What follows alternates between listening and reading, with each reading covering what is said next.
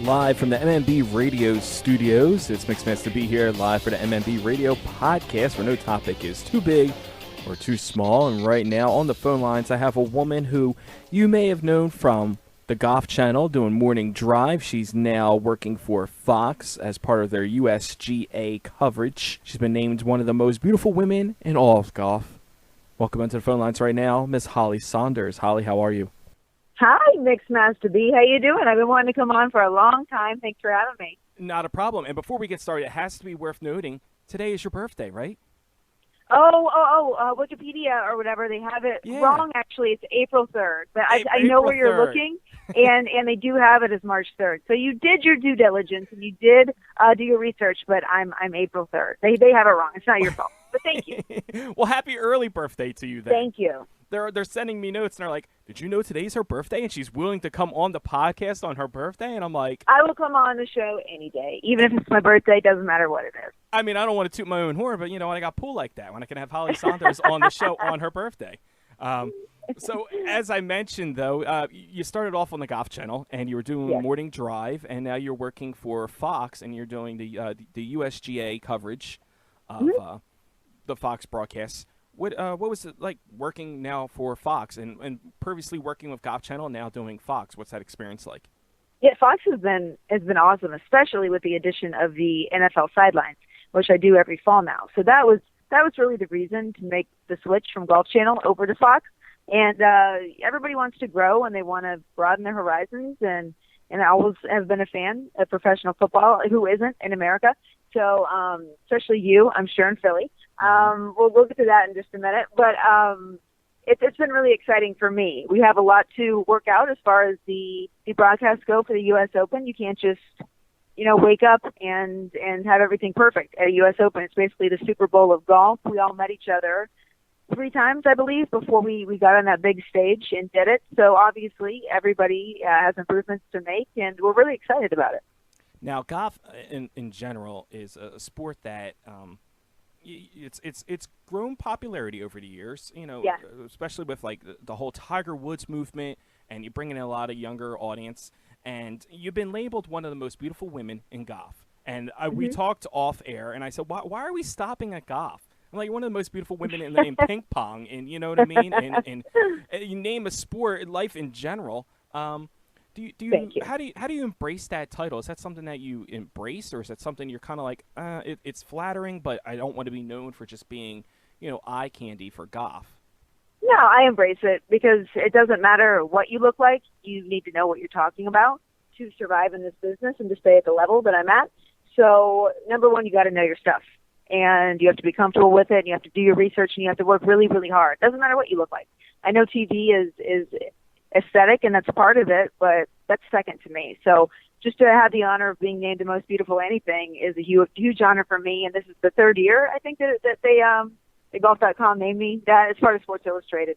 So it's just an honor for me because I know someday I'm not going to get the call, and they're not going to want me to be a part of it, and I'm just enjoying it while I can. So no, I'm totally comfortable with it. The people are wonderful, and I think it's really great for the world of golf. It doesn't have to be just all Argyle sweaters and, knickers and stuff like that. Golf can be cool, golf can be hot, golf can be fun, and that's what we're trying to do. Millions of people each year are quitting the game and going away from it. We need to bring younger people back. Now, Fox is jumping into the golf scene, and they've, you think of Fox Sports, and you think of, like, NFL, Major League Baseball. You don't think of golf. What is Fox doing to kind of separate themselves from your traditional golf broadcast? We tried a bunch of stuff. Like I said, last year it was the first year. Joe Buck is our main guy. He's our host. He's a pro. He's the best. Greg Norman was our lead analyst. And since then, we have switched hands a little bit. Paul Azinger is now in Greg's spot. So we made a little switch up this year.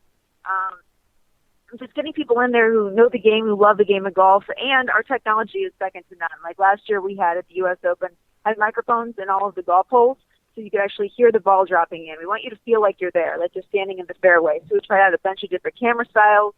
Some worked, some didn't, but that's what we keep working on, to bring you an experience like you really are there. Now, this past weekend we had the Honda Classic, and Adam Scott won, and a lot of people are saying now that he's got all the momentum going into the Masters. Who do you think has the momentum going into the Masters, and what are your predictions going forward for that? I think it's a little too early to tell. I mean, you have to be peaking at the right time. So, 4 or 5 weeks away? Adam Scott has won the Masters before, so definitely he's one of the favorites if he's playing well. He has a great game for that. Jordan Spieth, obviously, is the strongest player on the planet, and he's been playing well so far in 2016. So I would say Jordan Spieth again. He's really tough to beat right now. Jordan Spieth is really, really tough to beat right now. Now, you had a successful career in college, Michigan State, doing golf. Yeah. What made you want to go into doing the reporting and broadcasting aspect of it, and rather than getting into a pro career? I had knee surgery my sophomore year. I actually won the Big Ten championship, and I was just never really the same after that, and I knew that I didn't have a chance to make it professionally. I saw a lot of my teammates struggle on the Symetra Tour and tours leading up to the LPGA and living out of their cars, and then they're 28 and they go, what am I doing now? So I was like, that can't be me. So I decided to do the next best thing next to playing, and that's talking about it for a living, and I love it. I love it. Now, you mentioned you had the knee surgery, and obviously you have to be in physical shape for this. People think, oh, golf, anybody can go out and play golf. But it's Sure. it does take a lot of training. Like, how much training does it take for the average pro to really be somewhat successful at golf? Oh, it's their whole lives. It's their whole lives. That's why you see them. Girlfriends come and go, and many wives on the PGA Tour actually just travel along with the guys because it's not just a single game. You're there Monday to Monday. It's competition Thursday, 18 holes, and also Friday, Saturday, and Sunday. So it takes up your entire week. These guys are on the road a lot. They're playing overseas on the European Tour as well. So it's your entire life. Like Greg Norman once told me, everything comes second. If you want to be number one in the world, everything comes second. And he would practice 10 hours a day, and Tiger Woods, the same thing. I mean, you see it. It just becomes your entire life, like any other pro athlete. Now, Tiger Woods obviously has been having a bunch of nagging injuries, and everybody Sure. seems to have an opinion on Tiger Woods. What in your heart of hearts, in your own personal opinion, where do you think Tiger stands right now? Are we going to ever see the old Tiger, or is it just kind of like at this point we're just kind of wasting our time? I don't know. wondering? I really don't know. I wish I could tell you, and I hope that he comes back because Tiger is golf. I was reading the Honda Classic this past weekend.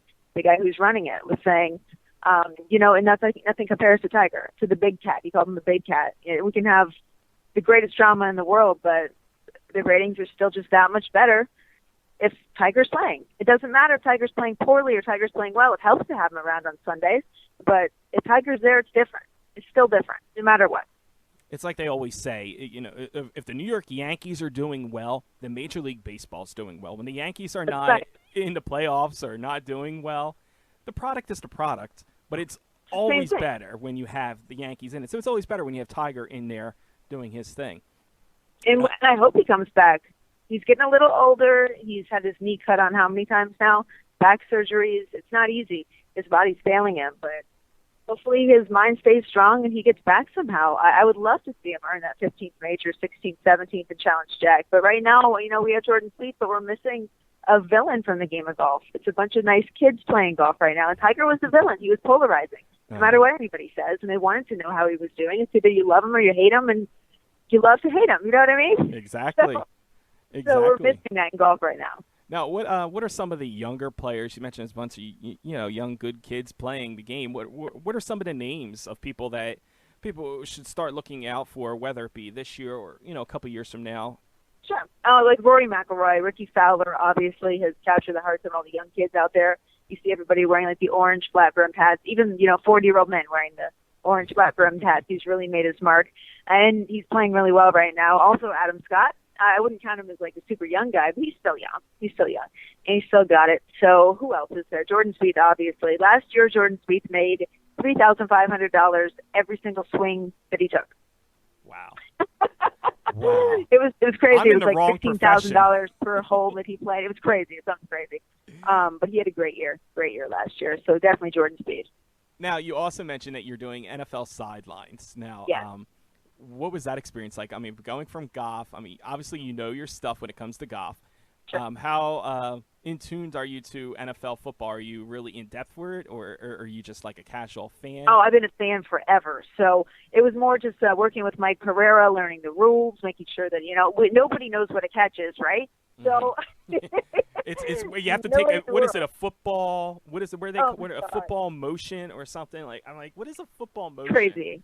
You know. But yeah, so it's really just learning the game better, and my job is to keep an eye on things that the guys in the booth cannot see.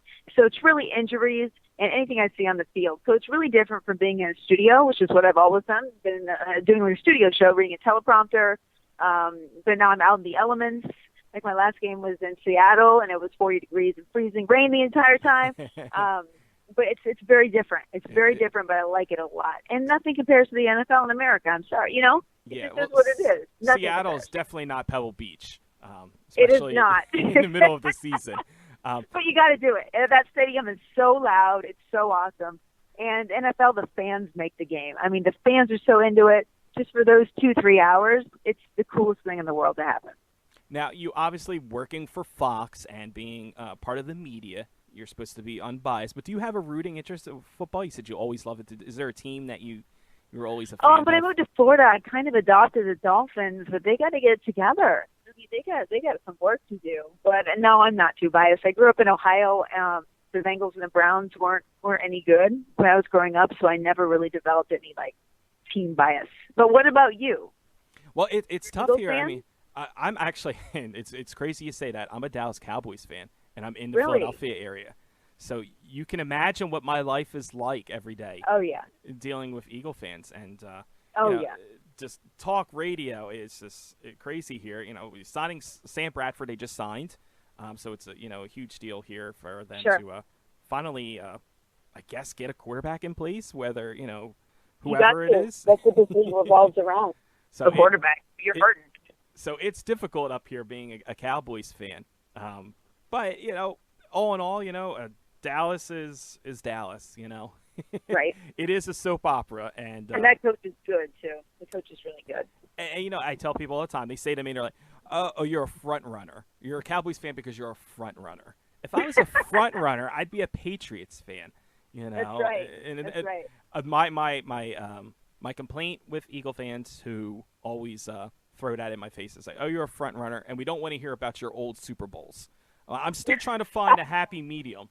I can't talk about my old Super Bowls, but yet I can't be the front runner. Like where That's funny. I don't really know that mediocrity level that most of the Eagle fans are used to.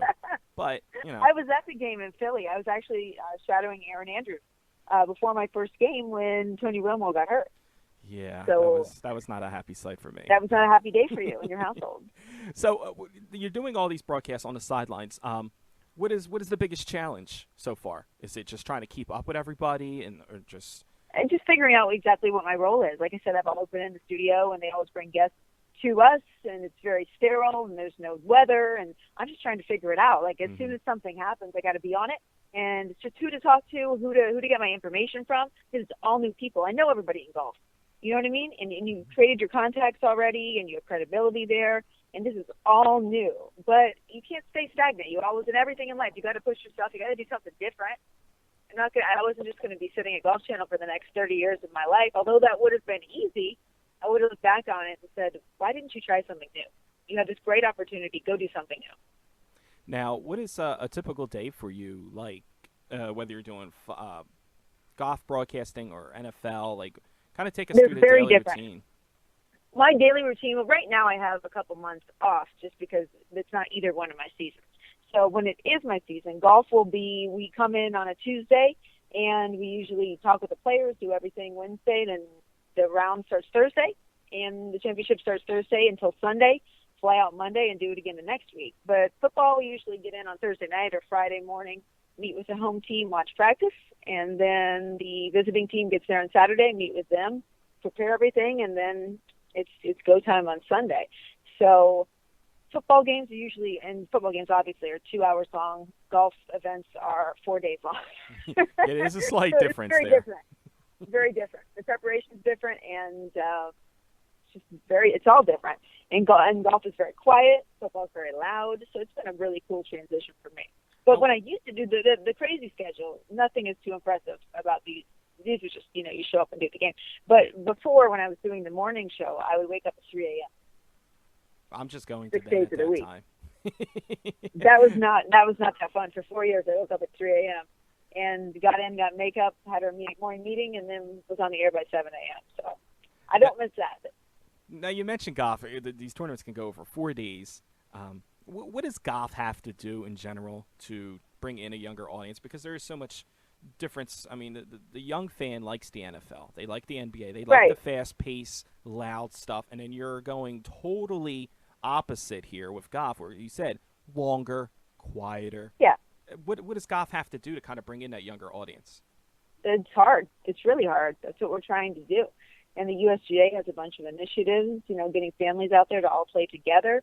But the problem right now is that people don't have a lot of disposable income, and golf is expensive to buy clubs and to go play 18 holes with everybody. So there's a lot of, go to your local public course, play after 5 p.m.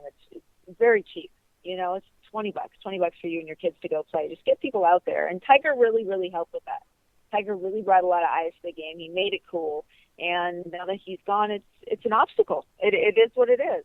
And it's a great sport for girls. It's a great sport for girls. Girls can't play football. There's a lot of scholarships that go unused every single year as far as Division I females go. So get your girls out there. Absolutely. So you mentioned this is your off season right now. When's the next time we can expect to see you on Fox Sports Television? I think we have the first USGA event is the end of May, but the first real big one that everybody is going to have their eyes on is in June, and that's at Oakmont, and it's the U.S. Open. So we moved from, it was at Chambers Bay last year, the links-style golf course, which none of the players really enjoyed, back to a traditional style course, Arnold Palmer's golf course at Oakmont. So I think that's third week of June, so. And then a full summer of the Senior Open, Women's Open, all that good stuff. I'm still trying to master getting the golf ball through the clown's mouth on the mini golf course. So don't underestimate that. That's way more difficult than people give that credit for. It really is. People don't realize that it's all about timing. And in the winds, you got to make sure that his mouth is not coming down. Happy Gilmore did it. Helped him win the gold jacket or whatever. So gold jacket, green jacket, whatever. Yeah, totally. I mean, that's totally how I would be playing golf. I'd be out there with probably a Flyers jersey on and just swinging, knocking out Bob Barker. And oh yeah. God, that's my favorite movie. I love that. It's so funny. So it never gets old. That you say that's your favorite movie. Like, what are some of your favorite things? Like, kind of give us in depth of who you are, more than just, like I said, this beautiful face who knows golf. Do you have any other interests, like hobbies, other than golf? All sports. I love sports. Ever since I was a little girl, all sports. Sports rule. I don't particularly, people are like, what do you like to read? And I'm honest about it, I don't really read. I watch TV a lot when it comes to sports. I love watching movies, different movies. My husband always says the greatest thing about being married to someone younger is that he can watch all his favorite movies again, and I've never seen them. Like watching a bunch of 80s movies. When was The Breakfast Club made? Is that an 80s? Yes, that was 80s. So you're watching like Pretty in Pink and like The Breakfast Club and like, watching Teen Wolf and all these other great things. Last night was a Richard Gere movie. So yeah. Now, what is you say you watch a lot of TV? Is there any TV shows that you're watching right now that you're kind of like I love hooked on? Ray Donovan. Getting ready for that to come back. Have you ever seen Banshee? I have not. It's really good. It's on Cinemax. That's excellent. House of Cards. Okay. Do you watch anything? Sports. Right? I tell people, I'm like, sports, the Sports Center, you know what I mean? It's on all the time. It's your job. Yeah, it's what I like, like watching. A lot of people tell me the new show Vinyl. I don't know if you've heard of that. I haven't seen that. What's that about? I'm not even sure what it's about. But people keep mentioning Vinyl. It sounds like something music biz. Vinyl? Yeah, that's what I'm thinking, I feel so out of touch when people talk about TV shows. I'm like, I could talk about anything with sports, but as soon as you mention TV shows, like I'm watching the Oscars, and I'm like, I may have seen 3 of these movies. Did you watch the Oscars? You watched it all the way through? I did. I watched all the way up until they screwed Sly out of his award. Sly should have won for Creed. You were angry. Being in the Philly area, and Rocky and Creed, and that was one of the 3 movies that I saw. Right. I watched Spotlight after it won Best Picture, Uh-huh. It kind of dragged on, just kind of, And then I watched Room, which is a total beatdown. Like not very, very sad. Very sad. Well, like I said, I probably have seen 3 of the movies that they mentioned. I've heard a lot of Right. them. I didn't see The Revenant. I should see that, but I didn't see it. You I know like what? comedies. Yeah, me too. When I saw the trailer and the previews for Revenant, I was like, this is really he's getting chased by a bear. Like, what's the point of this movie? And, it's going to be a beatdown for 3 hours or whatever it is. I know. Exactly. And then the next thing I see is getting all these nominations and critically acclaimed, and I'm like, what is wrong with people? He's being chased by a bear. Well, so. I get it. I mean, I guess the acting was great and the scenery was unbelievable and the directing was fantastic. So, and that all goes into it at the Oscars. And then Mad Max, I never saw Mad Max any of the Mad Maxes. Yeah, I haven't seen any of them. I did see Deadpool recently, but that's probably not Is that Oscar funny? worthy. Deadpool is hilarious if you have not seen it. I love Ryan Reynolds. It's awesome. I definitely formed like a man crush on Ryan Reynolds after that. I was just like, he's so funny, isn't he? It was like, if he's Deadpool 24/7, I am such a Ryan Reynolds groupie then. But it's definitely. I was in LA and they were pushing. It was on every billboard. Like they got a ton of publicity. I mean, it did great at the box office, I guess. Yeah, I saw they got a billboard that had like emojis or something, like telling you what it was. So they're definitely doing some new things with that. So it was really cool. So if you haven't seen Deadpool, see Deadpool. Okay, that's good. I want to see The Big Short too. But I love comedies. Like there can't be enough. Like Scary Movie 1, 2, and 3. Like there just can't be enough. I love slapstick stuff like that. Well, I can tell you, I have to take back my statement. I've seen more than 3 movies because I went and saw Back to the Future on Back to the Future Day. They had the trilogy where you could like watch all 3 movies in a row. So I sat there for like a good 8 hours watching part 1, part 2, and part 3. So if you're counting that as 3, then I've seen maybe 6 movies. You sat there, they were consecutive? Yeah, they give you like 15-minute breaks in between each movie. So, you can go use the restroom, get another refill on your popcorn, and, watch it all over again. But it's different because, like you, I mean, we're probably around the same age. So you're saying how you see a lot of these movies. I'll tell you how old I am. How old are you? I'm 34.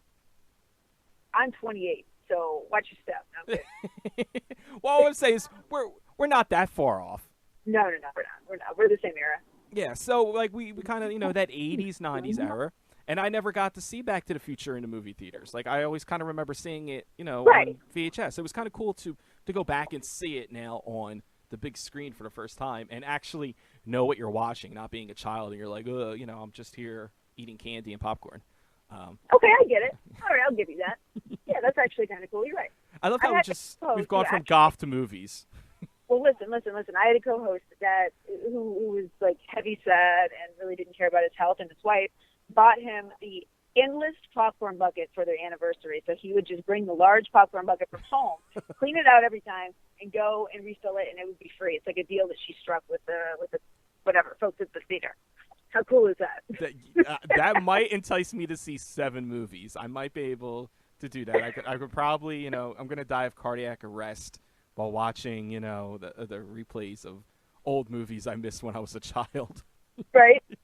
Well, that's the cool thing is now a lot of these movie theaters, they're bringing back a lot of these old movies for like one day only. You get to see some of these classic movies. So I have seen that. I guess I just feel like I would rent it or go to Netflix. I don't know. I still keep looking for blockbusters because I don't understand how all of this works on the internet yet. So I have other people help me like set it up. But I still keep looking for like movie stores, but they're all gone apparently. I think there's like 5 or 10 blockbusters left in America. I Googled it one time. There's like a couple left in America. You could still go find them, but they're a novelty now. Yeah. Siri, how many blockbuster videos are left? And it tells you there are 5. Seriously. Yeah, that's some kind of trivia. So, well, no, you mentioned you're only 28. I mean, you have to start feeling older now when you're like, I don't understand all this technology with streaming. Thanks for that. And if I need help with my iPad, I just ask ask some 10-year-old. They'll tell you all about it. Exactly. They know everything that's going on. It's scary that they could probably set off nukes or something, and we're like, I don't even know where a bunker is. The I know. Shelter. Well, the world was better though without cell phones, I believe. Well, when everybody can keep track of each other. I think it was better. I would like for everybody to live for a day without cell phones. to see what happens. Meet me back here at 3 p.m. or I'm leaving. Like, that's how it works. Yeah. Well, it's funny. I was just thinking about that recently because I used to have a pen pal when I was like in grade school, and we had to pick a pen pal. And I don't know how they established a connection. I used to have a pen pal in Australia, and I found like some kind of like item or like little gift that he sent me from Australia. And I can remember back then they didn't get like NBA trading cards in Australia or something. It was like really weird. Like they did, but it was like they got them like 4 years later. They got like hand-me-down trading cards or something. And he always requests, he's like, so can you excited. Yeah, he's like, can you Like, send me some dude, I had trading that in cards? 20, yeah. And it was so cool. I was like the whole pen pal thing is like stupid now because I can send you a tweet or a Snapchat and you instantly have it. It's just like Facebook me and there's a photo, right? Yeah, it's like, where's the gratitude and excitement of feeling like, oh, I'm going to put this letter in the mail and in 2 weeks I'm going to get a reply and I can't wait. Now it's like, oh, do you keep checking your mailbox? Yeah. Mom, did it show up? Absolutely. I still check it from day to day. You know, I'm still waiting for some airmail from Australia, and it just hasn't Nothing happened. good comes in the mail anymore. Nothing good comes in the mail. Like, I hate my mail. It's all bills. Bills all or subpoenas. jury duty notices. Like, I forget it. Nothing good. And then, like, my mother sends a card on, Valentine's Day or whatever, but that's the only person that sends me a card. There's nothing good. My mother is going to hate me for this one, but she mailed out a Christmas card to our neighbor who happens to lives next to her, is like 10 feet away from her house. And she's mailing a Christmas card to her neighbor. And I'm like, why are you mailing him a Christmas card? Hey, it matters. She's like, that's what she goes. It matters. She goes, wouldn't you be happy if you got a Christmas card in the mail? And I'm like, she gets it. I'll save you the 40-some cents for a stamp. I'll walk it over there for you. No, it's more about it being delivered, and it gets exciting. I don't know. I get it. I get it. What's your mom's name? Her name is Debbie. Oh, I like her. I like her. I like her style. She's trying to make people feel special around the holiday season. I like her. Now, we mentioned social media, and everything is instant gratification. How active are you on social media? I should be more active. It's hard for me to document, like, every single day. I can't imagine anybody thinking that what I'm doing is interesting, but I keep forgetting that people just want to see, like, where you're having dinner or what you're doing, and I just can't imagine anybody thinking anything I do is interesting. But I need to just document more and take more pictures, and yes, I just never have good. makeup on if I'm not on TV, and I just look so awful, and I'm just not that interesting. So I just guess I couldn't see why anybody would be interested, but I need to do more. I'm sure people are very interested in seeing more photos of you. I can't imagine why, honestly, but God You're so humbling. I appreciate that about you. You're so humbling. I'm normal. I'm pretty normal. I mean, I'm weird, but I'm grounded. Now, where can people find you at on social media for those who want to stalk you and look at photos of you now? I am at Holly_Sonders. Okay. And then Instagram, I think it's Holly.Sonders. So I kept it pretty simple, but I hope everybody is having a good day. I hope everybody is laughing in our conversation. And thank you for finally having me on. Not a problem. And we went back and forth, so thank you. Anytime you need anything, especially around U.S. Open time, let's talk again. Definitely. We'll definitely have you call in. And, again, happy early birthday to you. And Wikipedia, get your stuff together. Trying to make I'll get the party started early. Thank you so much. Making her a month older than she is. That's not cool, Wikipedia. So we're old. Once it's over 25, you stop counting. I know. It's all over the hill. So anyhow, well, thank Holly, you so much again. We appreciate you coming on, and we look to see and hear from you a lot more on Fox Sports, and some great things coming real soon to Fox Sports and Golf World. Thank you. I will talk to you very soon. Thanks again for having me on. Not a problem. Take care. Okay, talk to you later. Hi, I'm Holly Sonders. You're listening to Mix Masta B on MMB